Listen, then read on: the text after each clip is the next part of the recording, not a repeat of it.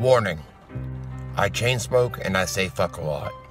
But I accept myself for the way I am. I accept you too. Viewer discretion advised. You see, Stewie, there are tons of actors like this. They all started out just like you, but eventually they were destroyed by their parents' greed, drugs, or perverted Hollywood directors. Oh, like Bryan Singer. Exactly. The point is, it's a dark path. I know I'm a little late for this, but I've been dealing with a lot. Harassment, people contacting my employers, my channel's getting deleted. So I'm not going to read the whole article because it's 34 pages long, so of course, who has time for that? Bohemian Rhapsody, the movie chronicling the 70s band Queen, is racking up accolades. But now that success may be overshadowed. At least 6 men accuse the film's director, Bryan Singer, of sexual misconduct spanning 2 decades, all of them underage at the time. The latest accusations revealed in a new report in The Atlantic, after a year-long investigation and interviews with 50 sources. Many describe regular Hollywood parties where teenage boys were allegedly given alcohol and drugs and encouraged to have sex with older men.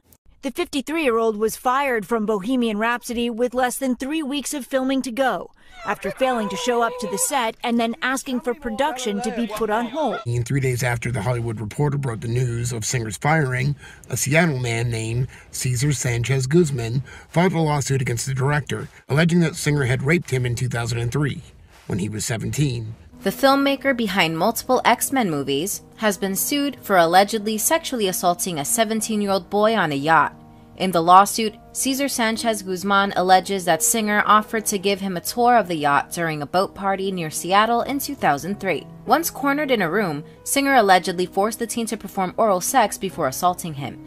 After the alleged assault, Sanchez Guzman states in the lawsuit that Singer threatened to ruin his reputation if he came forward. The day after that, Deadline Hollywood published an interview with former boyfriend of Singer's, Brett Tyler, in which he described a lifestyle of drugs and orgies. Almost from the moment his star began to rise, Singer, who is now 53, has been trailed by allegations of sexual misconduct. These allegations were so well known that 4,000 students, faculty members, and alumni at the University of Southern California had signed a petition asking the school to take Singer's name off one of its programs, the Bryan Singer Division of Cinema and Media Studies, which the school did immediately after Sanchez Guzman filed his suit. As one prominent actor told us, after the Harvey Weinstein news came out, everyone thought Bryan Singer would be next. We spent the next 12 months investigating various lawsuits and allegations against Singer. In total, we spoke to more than 50 sources, including 4 men who have never before told their stories to reporters. A man we'll call Eric told us that he was 17 in 1997. Me too. When he and Singer had sex at a party at the director's house. Not me too. Another we'll call Andy says he was only 15 that same year, when he and Singer had sex in a Beverly Hills mansion. Both men say Singer, who was then in his early 30s, knew they were under 18, the age of consent in California. The accusations against Singer cover a spectrum. Some of the alleged victims say they were seduced by the director while underage. Others say they were raped. The victims we interviewed told us these experiences left them psychologically damaged with substance abuse problems, depression, and PTSD. The portrait of Singer that emerges is of a troubled man that surrounded himself with vulnerable teenage boys, many of them estranged from their families. Their account suggests that Singer didn't act alone. He was aided by friends and associates who brought him young men, and he was abetted in a less direct way by an industry in which a record of producing hits confers immense power. Singer continues to enjoy the benefit of the doubt in Hollywood. This fall, Millennium Films signed Singer to direct Red Sonja, an adaptation of a sword and sorcery comic book, for a reported $10 million. Asked why Singer was hired despite the allegations against him, a Millennium publicist said, "I'm afraid the response is unavailable for comment." The protagonist of Red Sonja is a survivor of sexual assault. In the spring of 1997, when Victor Valdovinos was in 7th grade, he showed up to school one day to find a big-budget film production underway. All around him were tractor-trailers, mobile dressing rooms, and people with walkie-talkies, behaving as though they owned the place. The movie was Apt Pupil, Singer's first project after his breakthrough, The Usual Suspects. Filming took over Elliott Middle School in Altadena, northeast of Los Angeles.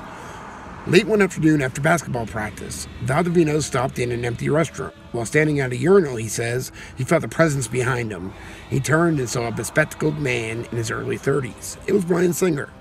He looked Valdivino's over, and then Valdivino's remembers him saying, "You're so good looking. What are you doing tomorrow? Maybe I could have somebody contact you about putting you in this movie."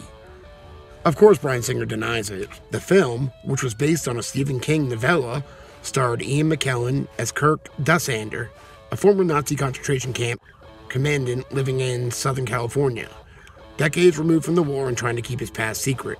The other lead was a 14-year-old named Brad Renfro, cast as Todd Bowden. One scene has Todd taking a shower in the school's gym, which triggers images of Jews in a gas chamber. The scene would lead to a series of lawsuits against Singer and the production. At least 5 plaintiffs, all minors between the ages of 14 and 17, were extras in the film, and, in essence, claimed that members of the crew had bullied them into stripping naked for the shower scene. The boys and some of their parents said they'd been aware the job called for partial nudity, which they had been led to believe meant wearing a Speedo or towel. One of the crew members later said he thought that there had been a screw-up the day of the shoot, that only the adult extras were supposed to have been asked to appear naked, and somehow the minor and adult extras had been mixed together. The LA County District Attorney's Office declined to press any criminal charges. The suits, which alleged negligence, unlawful sexual harassment, invasion of privacy, and intentional infliction of emotional distress, were settled for an undisclosed sum, and all parties were bound to confidentiality agreements. As he watched the Harvey Weinstein scandal unfold, Valdivino's thought, "Me too, only I was a kid."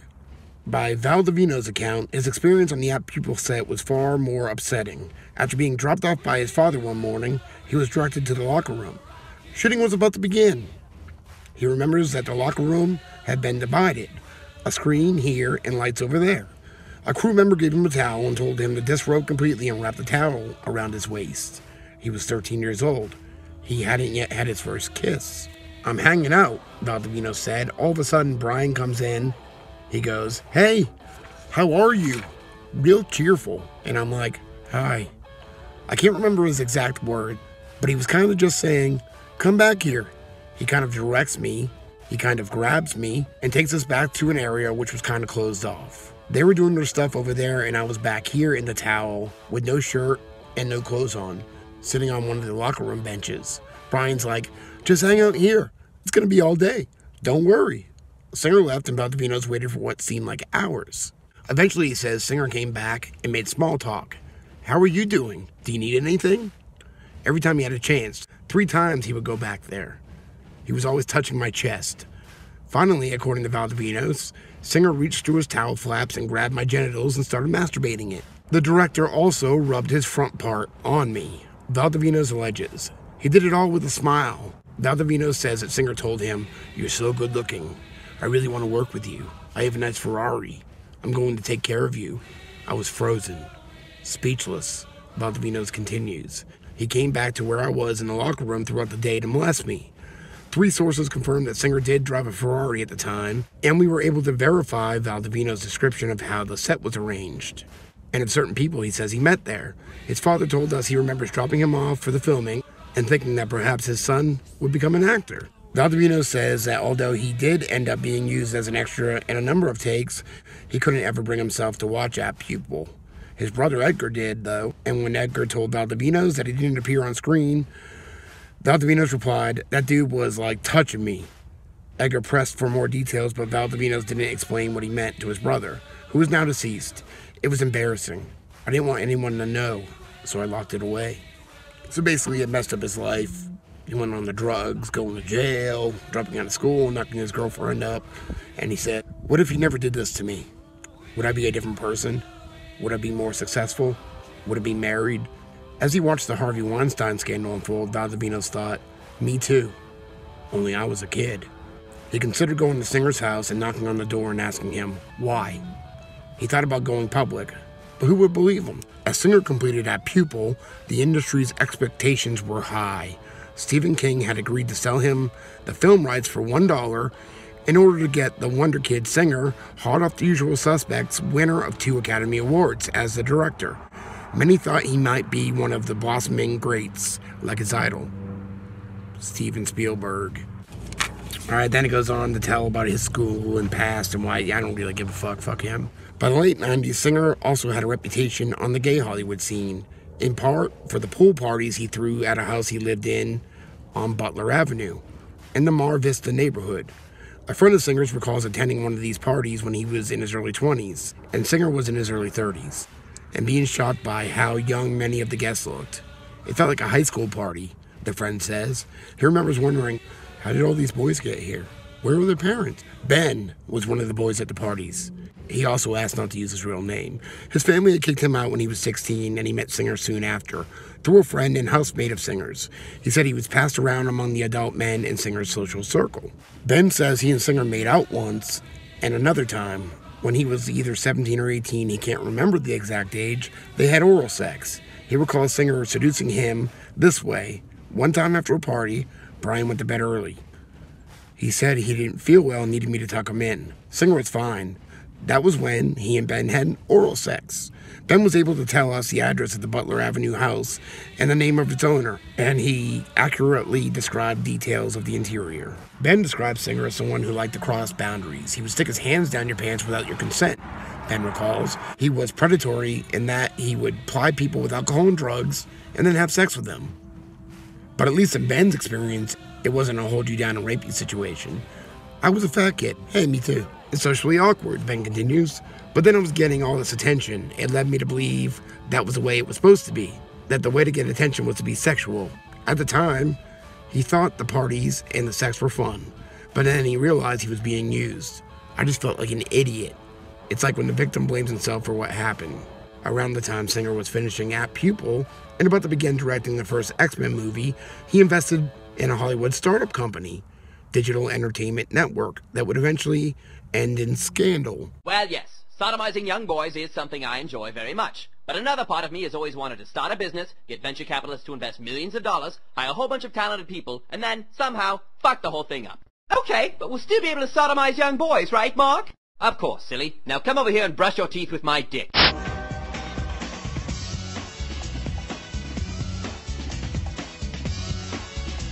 What makes Den different than other internet companies that have come before it? It's a fusion of the marketing power of Madison Avenue with the technology of Silicon Valley and the entertainment of Hollywood. Everybody was just throwing money at them.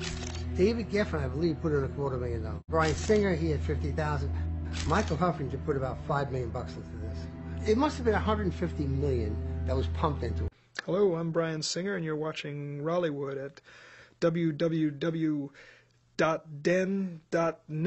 Brian Singer is a very prominent director in Hollywood. He's done some pretty major movies, The Usual Suspects, X-Men, X2, so there's been quite a lot of, you would recognize his work. And they went to different places in Europe, hopefully to avoid being arrested. And somebody gave them up in Spain.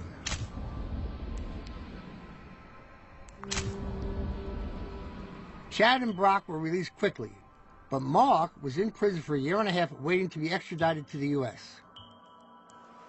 Eventually, he was sent back to the U.S. and pled guilty to 9 counts of child sexual abuse.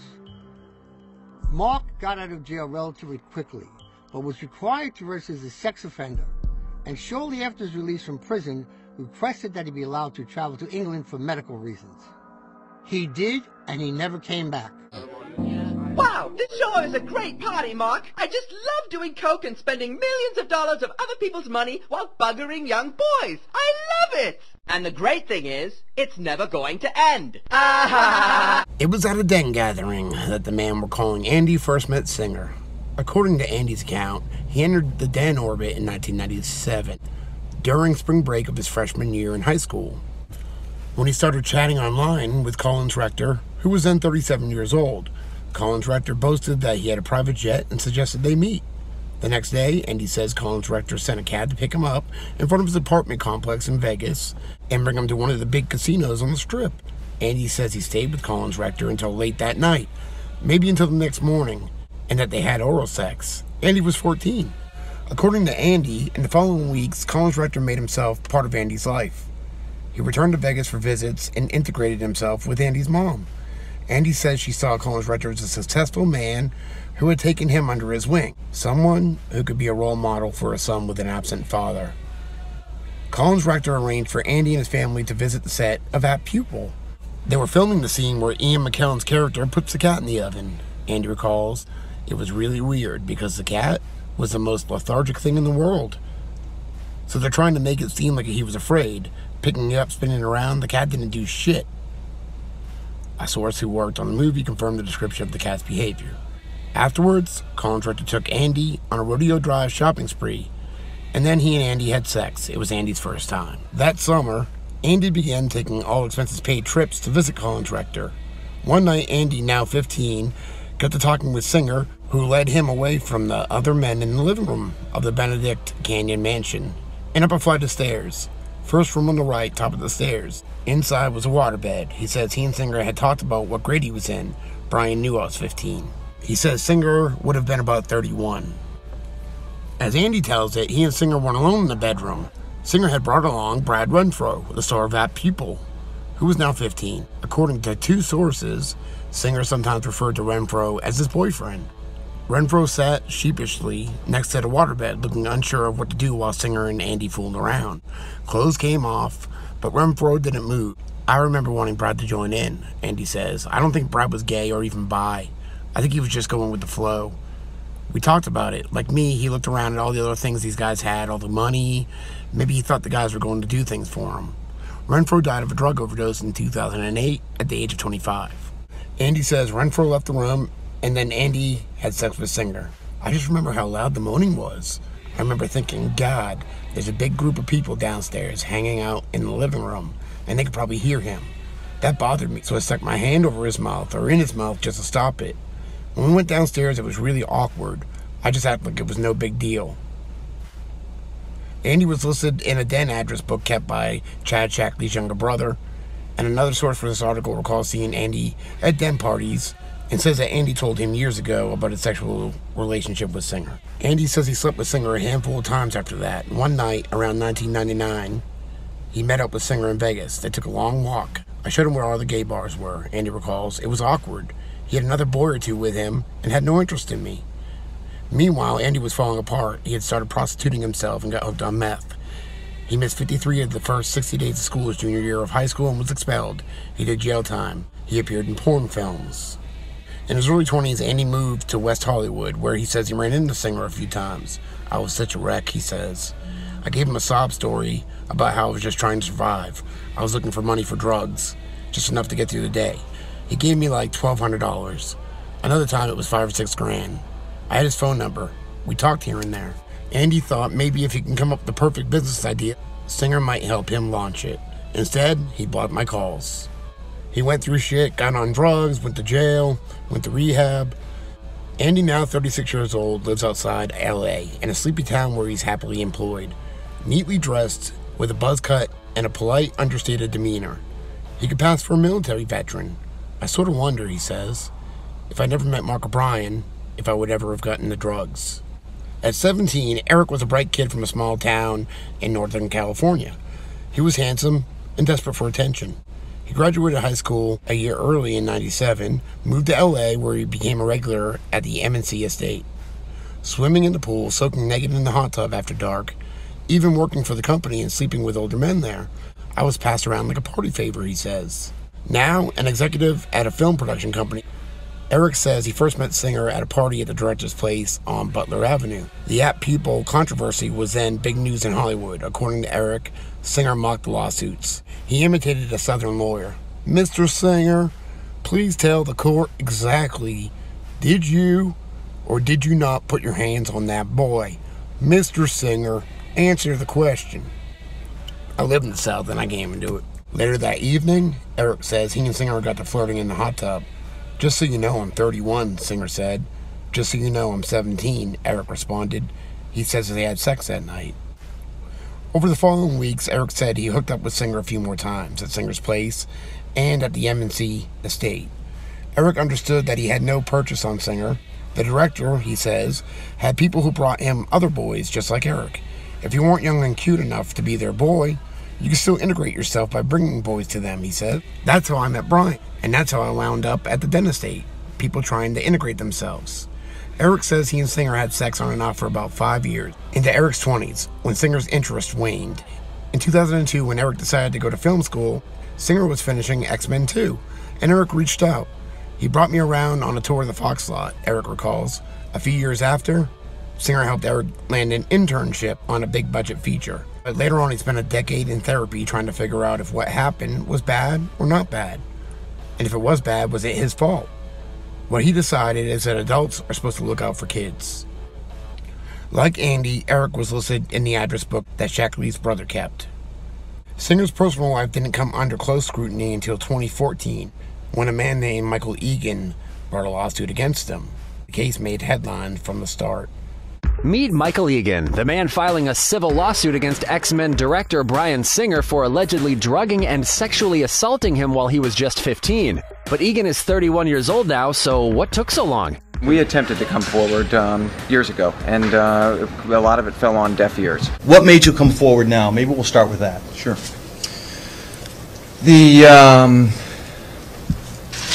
I turned it in when I was a kid. My mom turned it in to the authorities. We were living here in Los Angeles. Turned it in, and what happened was basically it fell on deaf ears. I mean, we didn't get anywhere, and then I basically buried it in me as deep as I possibly could. I developed a problem with drinking, and to numb that pain for years.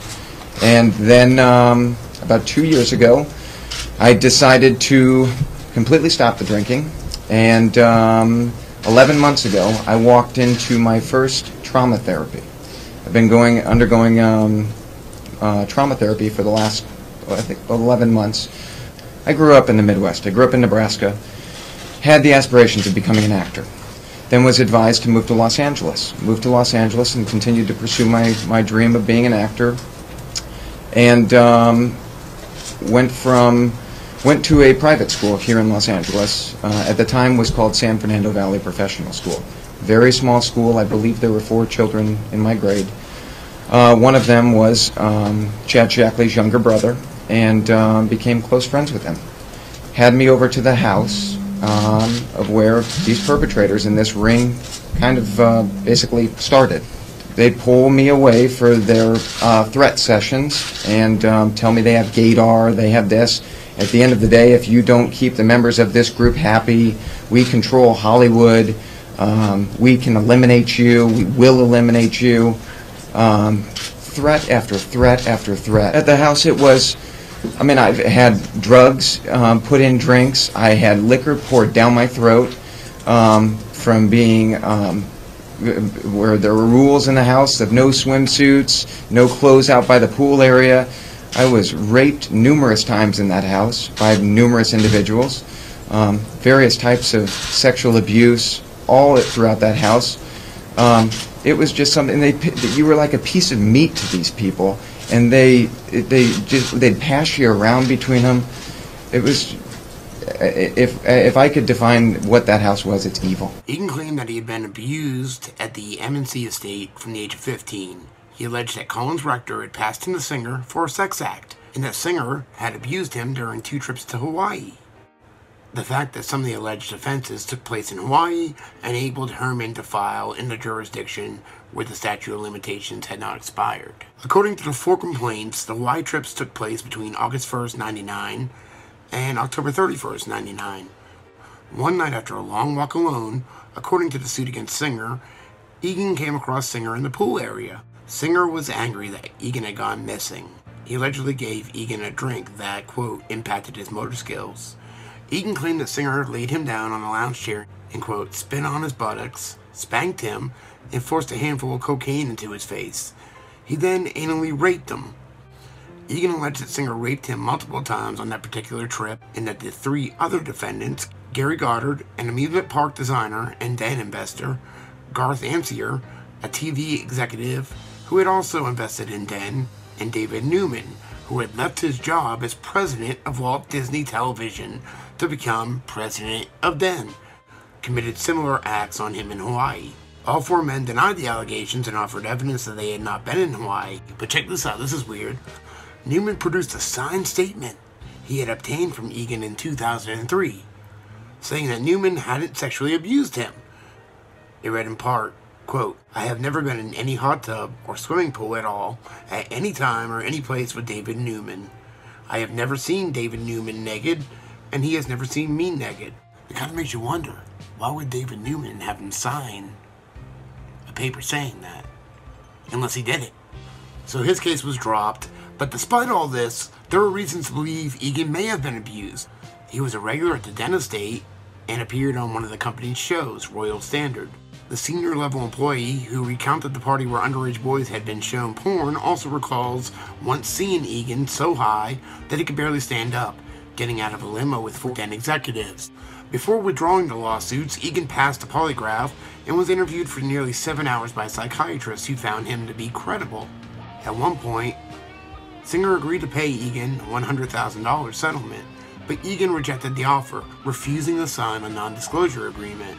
He also said that he had felt pressured to sign the Newman statement. Well, no shit. Egan wasn't Jeff Herman's only client with a claim against Singer. However, quote, "In addition to your case, this firm is handling several other sexual abuse cases against defendant Bryan Singer." Herman informed Egan in a letter in June 2014, "We represent 3 other victims such as yourself and another potential client." One of these cases involved a civil suit Herman filed against Singer and Gary Goddard. It was just last month that X-Men director Bryan Singer, as well as some entertainment executives, were named in lawsuits alleging that they took part in a sex ring. Well, now a new lawsuit has been filed, and today during a news conference here in Beverly Hills, the plaintiff in this new case says that he has proof. Back in 2003, Gary Goddard went online and contacted my client, who was then 14 years old. The lawsuit claims that an unnamed man from the United Kingdom, who's being called John Doe, met Goddard when he was 13. It's alleged that Goddard got the teen to send Goddard nude pictures of himself and take part in a webcam session in which both John and Goddard were nude. Told my client he had the right kind of look for show business. He told my client, Gary Goddard, told my client that he knew people in show business that could help him, including Bryan Singer. And we allege in a complaint that Gary Goddard and my client engaged in nude chatting. My client was nude while Gary Goddard masturbated. Then there's the handwritten card, allegedly written by Goddard to the plaintiff, that was sent with a box of chocolate. It does say love. Love, Gary. When my client turned 16, Gary Goddard traveled to Great Britain, had my client come down to London to meet him there, where they engaged in sexual activity, specifically anal intercourse. Invite him to come down, which turns out to be the Superman premiere in London. 17 years old, he arrives at this premiere event. He's told he's going to be riding with Bryan Singer. Bryan takes him and brings him onto the red carpet. Bryan Singer takes him into an after party. This is another picture that the plaintiff says was taken at the Superman after party. He offers him a Quaalude, which my client at 17 does not accept, and then they give him a drink. He drinks it, says he feels very intoxicated. He gets invited back to an after party, or the after party in Bryan Singer's suite. In the lawsuit, the accuser says Singer offered him a Quaalude and then took him back to a hotel room where a third man smacked John Doe around during a sexual assault by Singer and Goddard. It also claims a large man stripped John of his clothing. Bryan Singer and Gary Goddard take the 17-year-old boy into the bedroom. They begin to try to do sexual things to him. He resists. He says no. He's uncomfortable. Gary Goddard leaves the room and comes back with a big muscle-bound man. And he physically manhandles my client. He pushes him around. He holds him while Bryan Singer starts to take off his clothes. After a little while, they tell this man, the big man, to leave. Bryan says to him, "If you just get on top of me and do some sort of masturbatory thing, then you can leave." My client complies, which he does while Gary Goddard's in the room. We allege that he is laying on top of, my client at 17 is laying on top of Bryan Singer naked and performs this type of sexual activity. So the plaintiff says that he still has the envelope as well as a Superman bracelet to prove that he was at that 2006 movie premiere. He also says that Gary Goddard reached out to him through social media over this past weekend, but he says he did not reply. Brett Tyler Skopek met Singer when he was 18. He says that they partook in drug-fueled orgies. Skopek was 18 in 2013 when he moved to LA from Phoenix, hoping to launch a music career. Shortly after, a friend brought him to a Halloween party where he met Bryan Singer. A month later, Singer invited Skopek to a birthday dinner at Nobu, I guess that's how you say it, an upscale restaurant in West Hollywood. Well, no wonder I can't pronounce it. After dinner, Singer, Skopek, and several others went back to Singer's house, where they all took Molly and went to Bryan's bedroom. Bryan had me and 2 other men in the bed, Skopek says, and we probably all took turns fucking Bryan. Skopek says Singer liked to call him his favorite late-night snack, and Skopek felt certain the director liked him because he looked very young. Not long after Egan filed the suit against Singer, Skopek says Singer's assistant handed him a big roll of cash, he recalls it being about $10,000 in hundreds, and passed on a message that Skopek should find a place to stay. Skopek assumed this was because Singer's private life had come under scrutiny. By then, Skopek was growing tired of all the drug-fueled orgies and waking up feeling used. He eventually moved to Fort Worth, Texas, where his father lived, and started writing a novel based on his time in LA. Skopek self-published The Prince of Darkness last spring. Most of the rest of the article has to do with Bryan Singer's attitude and temper tantrums on set, drugs, things like that. A friend of mine named Chris, aka Mr. Self-Destruct on YouTube, has started a petition, basically just saying that Bryan Singer shouldn't be allowed to direct anymore. I'll leave a link. I don't know what else we can do. Hey Bryan, did you go to Hawaii with Michael? Are you doing the things that people say that you're not doing? What a bitch. Fucking stoned. I got